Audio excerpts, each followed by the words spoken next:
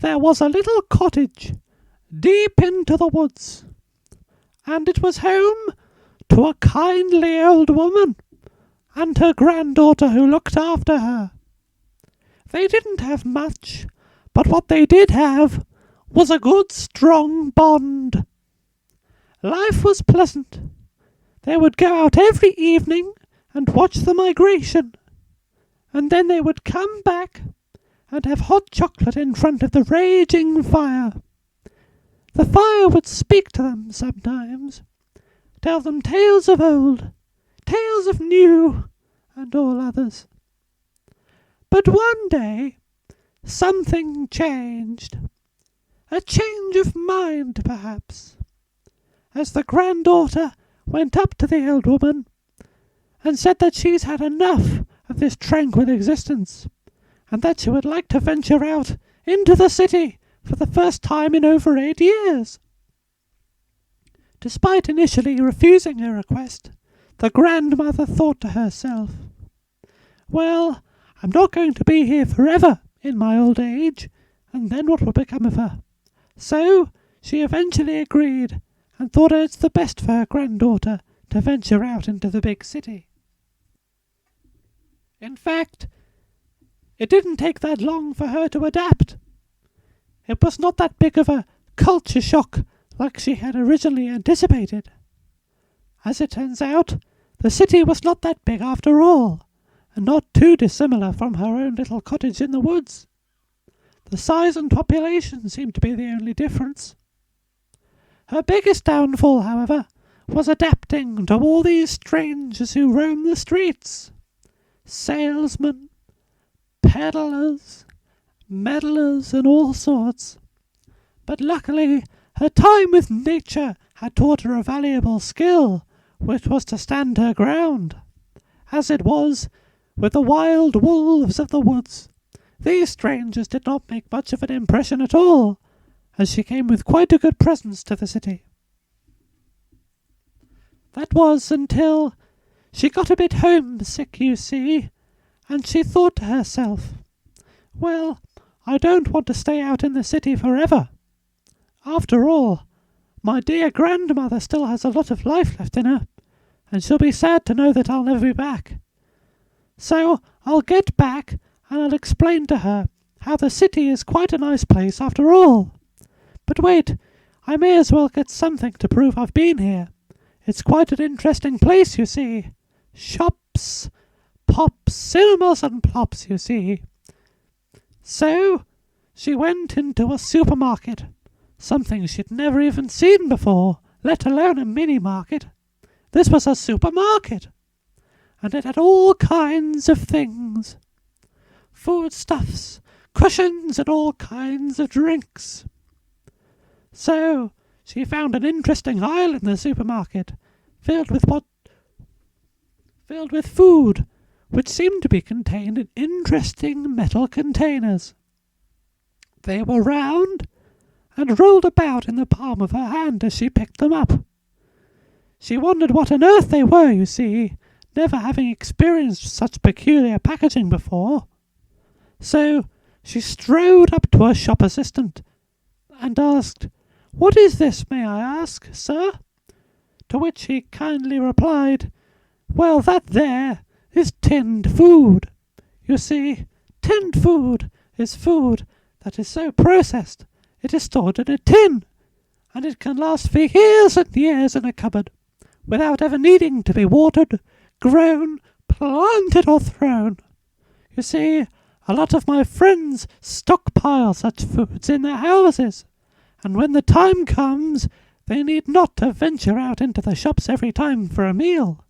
They can simply pop one of these tins open, pour the contents out, and let it cook in a pan until it's lovely and edible and warm." She thought to herself, "Well, that sounds quite exciting. Something my grandma would definitely appreciate. I bet she hasn't even heard of such a thing." So she went to stroll down, and she remembered something her grandma had told her many years ago from her past life in the city before she moved into the woods. The city was a much more dangerous place then, you see, and that was her main incentive for moving away. So she remembered that she had told her about a song they played locally, a song about food, but she was not exactly sure what kind of food. It went, microwaveable beans, microwaveable beans, and then she remembered. Ah yes, the microwave. You see, being in the woods does not necessarily mean you have to cut yourself off from technology completely. They actually had quite a decent microwave oven in the kitchen, which her grandma bought some 20 or so years ago, back from the city. So she thought to herself, well, the lyrics of the song seem to be composed up of two unique words, which are microwaveable, which suggests that this thing is microwaveable in a microwave oven, and beans, which suggests that it is about beans. And she looked all along the racks and the shelves till she found such a thing.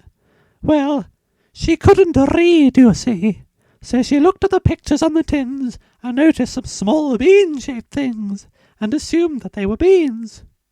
She was correct, of course. They were beans in a tin. She thought, well, wouldn't that be fancy to go and take one of these tins of beans home, microwave it up, and explain all about city life in front of the fire with my grandmother. What a delightful time that would be. So, well, you see, she didn't have any money. She barely knew what money was, you see. So she snuck the tin of beans into her dress and hurriedly ran out of the supermarket. Luckily, none of the staff knew what she was up to, and she got away with it. But that's not to say she'll get away with it every time. Anyway, she finally made it back home to see her grandmother. She knocked on the door and presented the tin of beans to her. She cried in amazement at the sight of something she had only remembered from her youth. That was beans in a tin. And then she said, "Oh yes, grandmother, remember that song you used to play to me all those years ago? Microwaveable beans, microwaveable beans. Yes, that's right.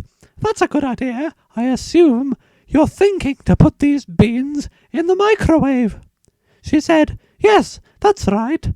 Microwaveable beans we can have at last."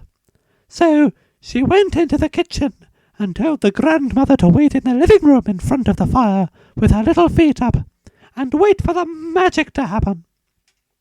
So the girl went into the kitchen. She knew how to operate the microwave, of course, it being part of the house for so long, and she put the tin of beans in the microwave. However, a critical point to remember is that you should never put something in the microwave when it's still in a metal container. And only if she knew that at the time, because she turned it on and stood back to watch the things revolve inside, when all of a sudden there was a large explosion, and bits of things went everywhere. Not much was left of the house. Definitely no lives were left. And on this sorrowful day, a little cottage in the woods exploded into smithereens. You see, the city folk knew not of this little house, so no one came to help. And that's where I end our story today.